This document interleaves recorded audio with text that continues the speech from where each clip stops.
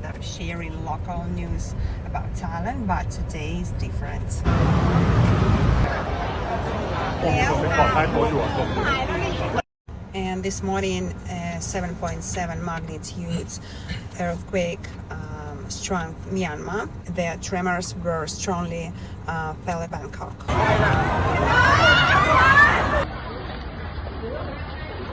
Many buildings were damaged and many people were injured.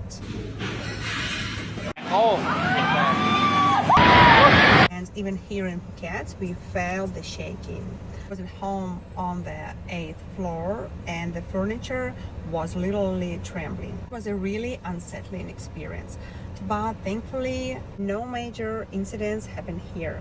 So hope you stay alert and take care of yourselves.